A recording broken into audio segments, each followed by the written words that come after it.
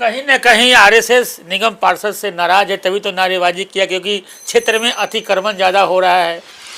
अपने ही पार्षद के खिलाफ प्रदर्शन। अब तो हमारे संघ की जो वहाँ पर शाखा लगती थी, उस शाखा में जो स्वयंसेवक थे उन्होंने उस चीज़ का विरोध किया और वो विरोध उस बढ़ता हमारे पूरे नगर की जितनी भी शाखाएं लगती हैं वे सभी स्वयंसेवक एकत्रित हो गए और जो चीज़ गलत थी उसको पुलिस को इन्फॉर्म किया। और नमस्कार, मैं आर.के. जायसवाल और आप देख रहे हैं जनमत की पुकार।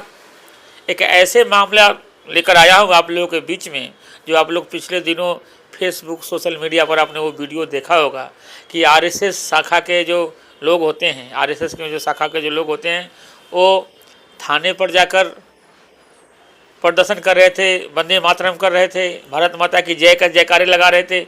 उसके बाद अपने ही निगम पार्षद के घर के बाहर नारेबाजी कर रहे थे। क्या है पूरा मामला, इस पर आजाद जी उसी शाखा में भी थे, उन लोगों के साथ थे। तो क्या है पूरा मामला, आप लोगों ने वो वीडियो पूरा देखा होगा और इसी पर चर्चा करने आए हैं। आप अपने निगम पार्षद के खिलाफ खुद ही नारेबाजी कर रहे थे, इस पर आजाद जी। देखिए, वैसी नारेबाजी वाली बात नहीं है। यह मामला था कि खुले में जो है बकरे काट करके बेचे जा रहे थे और रोड पर उनकी जो छत विछत अंग होते हैं उनको रोड पर फेंका हुआ था।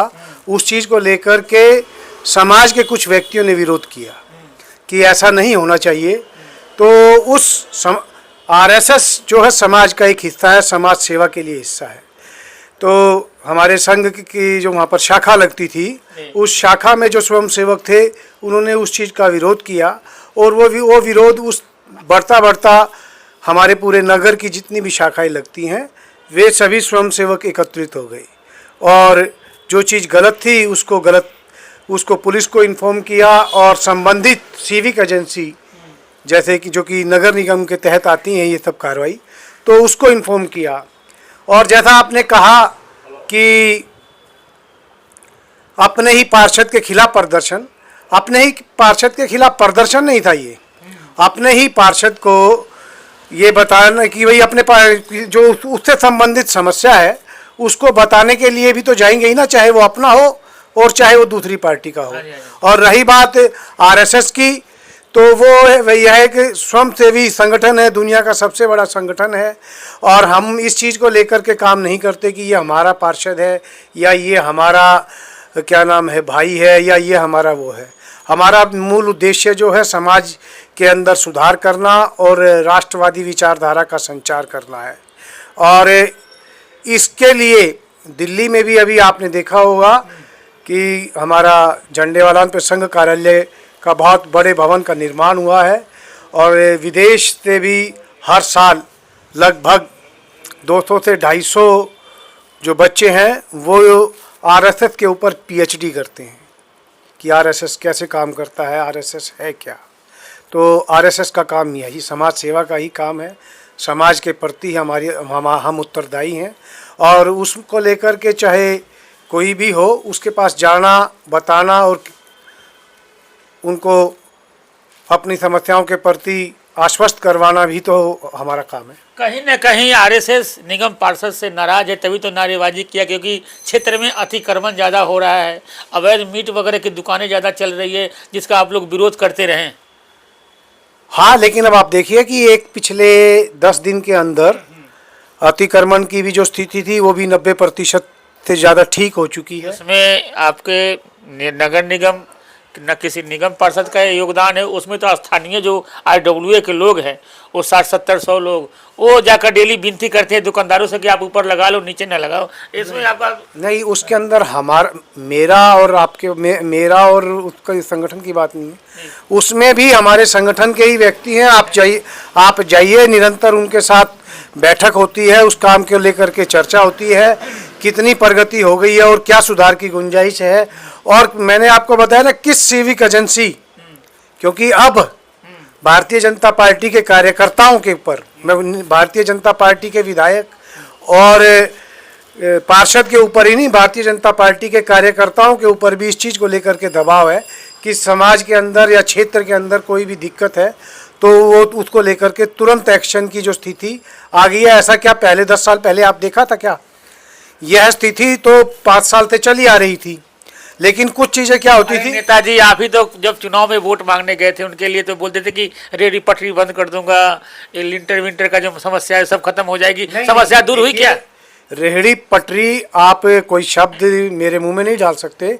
रेहड़ी पटरी को बंद करने का मतलब क्या है कि नहीं कि भाई जिस आदमी के पास मेरे या आप जैसे कि क्या नाम है क्षमताएं नहीं हैं, वो अपना परिवार का पालन पोषण कैसे करेगा। लेकिन ऐसा भी ना हो कि उसके परिवार के पालन पोषण के लिए वो सड़क का उपयोग इस प्रकार से करे कि पूरा समाज ही परेशान हो जाए। तो हमने बंद करवाने के लिए ये तो आम आदमी पार्टी का प्रचार रहा कि भाजपा आएगी तो झुग्गियाँ ख़त्म कर देगी और गरीब आदमी को काम नहीं करने देगी। ऐसा नहीं है, लेकिन उसको व्यवस्था होनी चाहिए। वैसी व्यवस्था अब बनी ना, उसके लिए उसको लेकर के काम हो रहा है। और जैसे आपने कहा कि इसमें हमारा कोई योगदान नहीं है, ये आपको पता चलेगा कि जो लोग कर रहे हैं उनके साथ हमारा सहयोग, निरंतर बैठक, सब चीज़ें हो रही हैं और हमारे सहयोग से ही हो रहा है। उसको लेकर के ही हम अपने निगम पार्षद के पास भी सभी लोग इकट्ठा होकर के गए थे। उसको ही आप लोग विरोध का या उसका क्या नाम है रूप पर कर रहे हैं कि हमने अपना चर्चा तो क्षेत्र में यही हो रही है ना। नहीं, चर्चा है तो ये होनी ही चाहिए, चर्चा होनी ही चाहिए, लेकिन उसका मूल स्वरूप यही है कि हमने अपने पार्षद को जो समस्याएं थी उनसे अवगत कराया और वो उसको लेकर के बड़े ही गंभीर हैं। और आप देखना अगले 10 से 15 दिन के अंदर आपको बिल्कुल नीट एंड क्लीन रोड, चारों तरफ काम, सारी समस्याएं दूर हो जाएगी। सारी समस्याएं तो नहीं दूर, समस्याएं तो बनती रहती हैं, ठीक होती रहती हैं, लेकिन जैसे जैसे समस्याएं होंगी उसका निवारण किया जाएगा, क्योंकि अब कोई बहाना नहीं है। बहाना तो नहीं है ना। निगम नीचे भी आपका काउंसलर है, आपका सांसद भी, आपका विधायक भी। हाँ, मैं बताता हूँ आपको कि हमारे पार्षद भी भाजपा का ही है। और आप को ये भी बता दूं कि अभी जल्दी ही मेयर भी भाजपा का ही होगा। सब कुछ भाजपा का और तो कोई बहाना ही नहीं रहेगा, कोई बहाना नहीं रहेगा। और हम लोग काम करेंगे, हमारे अंदर ऊर्जा का संचार है, शक्ति का संचार है और लोगों के अंदर इस प्रकार का विश्वास है कि अब काम जल्दी से होंगे।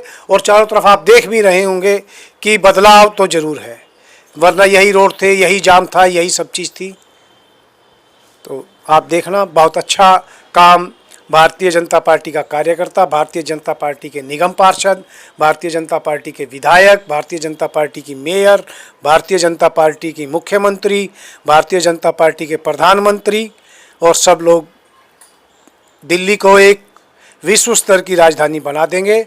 और मेरे इस इंटरव्यू मैंने जैसे भी आप इस बात को तो मानेंगे कि जो पिछले आपके और मेरे इंटरव्यू हुए हैं उसमें मैंने जो आपको भारतीय जनता पार्टी की सरकार को लेकर, संगठन को लेकर के, उसकी शक्ति को लेकर के, उसकी कार्य प्रणाली को लेकर के जो बातें कही वो सब सच हुई। नहीं, आपने तो कहा था कि होली में गैस सिलेंडर मिलेगा, उसमें पकौड़ा चला जाएगा। आपने कहा 2500 रुपये महिलाओं को मिलेंगी, मिली नहीं। विपक्ष सवाल पूछ रहा है। कौन से विपक्ष की बात कर रहे हो आप? वो विपक्ष सवाल नहीं पूछ सकता, आप सवाल पूछ सकते हो। क्योंकि वो यूँ नहीं पूछ सकते, उनको 37 महीने हो गए पंजाब में 1000 नहीं दिए, ठीक है। और भारतीय जनता पार्टी की भाई हमने ये कहा था कि 2500 रुपये हर महिला को देंगे, जो गरीब है, जो भी। तो उसके लिए अभी सरकार ने संभाला है, खजाना खाली था।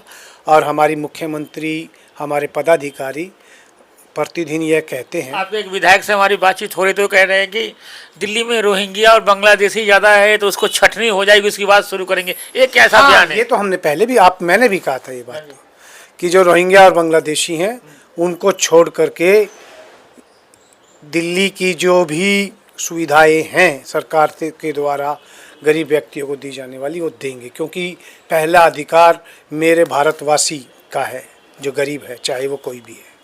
उसके बाद दूसरे के लिए सोचा जाएगा, लेकिन पहले जो हमारा हक मार रहा है पहले उससे हटाया जाएगा, उसको निरस्त किया जाएगा, उसको नहीं दिया जाएगा। वक्फ बोर्ड को लेकर मुस्लिम संगठन, ओवैसी समेत तमाम नेतागण जंतर मंतर पे कल प्रदर्शन कर रहे थे। ऐसा कुछ नहीं है, ये सब लोग जानते हैं वक्फ का जो दुरुपयोग हुआ है। और